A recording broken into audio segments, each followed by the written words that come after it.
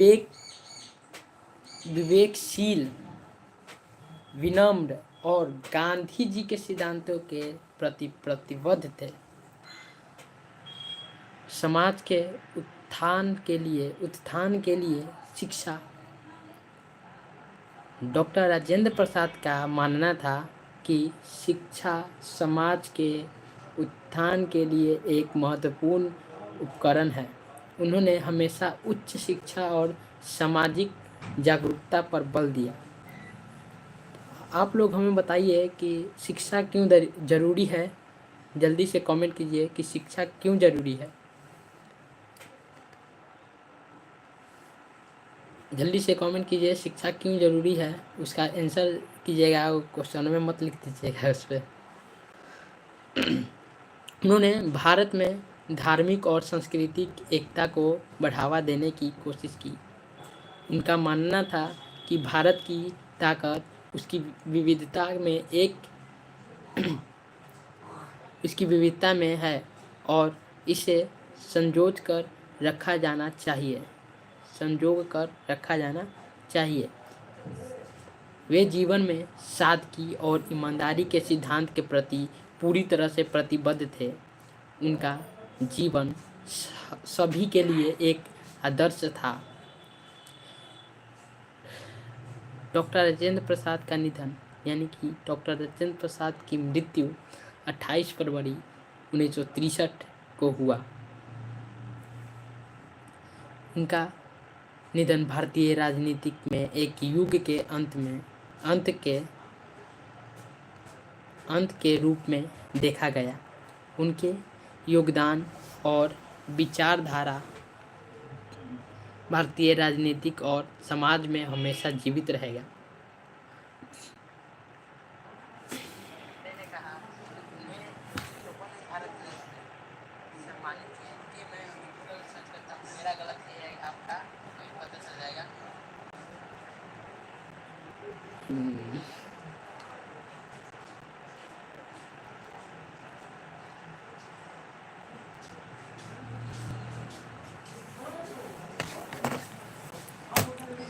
Comment कीजिए जल्दी से कमेंट कीजिए।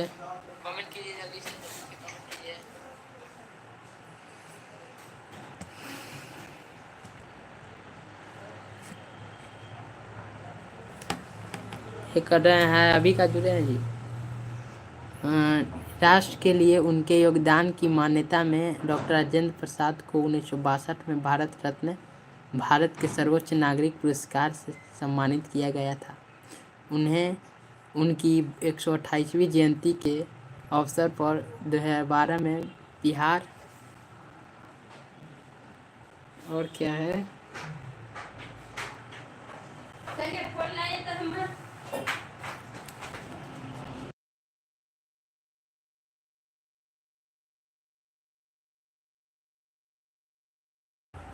2012 में बिहार सरकार द्वारा देश रत्न, जिसका अर्थ है राष्ट्र का गहना, की उपाधि से भी सम्मानित किया गया था।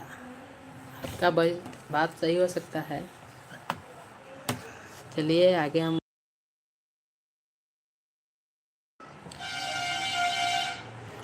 डॉक्टर राजेंद्र प्रसाद न केवल भारतीय राजनीति के महान नेता थे, बल्कि उन्होंने भारतीय समाज और संस्कृति में गहरे प्रभाव छोड़े। वे स्वतंत्रता संग्राम के महान नेता, भारतीय गणराज्य के पहले राष्ट्रपति और एक प्रेरणा स्रोत व्यक्तित्व के थे। उनके जीवन और कार्यों को हमेशा याद किया जाएगा और उनकी शिक्षा और विचारों से भारत का मार्गदर्शन हमेशा होता रहेगा। चलिए एक क्वेश्चन है आपसे, महात्मा गांधी का जन्म कब हुआ? जल्दी से कमेंट करें और कहाँ और किस वर्ष हुआ, जल्दी से हमें कमेंट बॉक्स में बताएं जल्दी से। और आगे मैं महात्मा गांधी के बारे में बताऊंगा।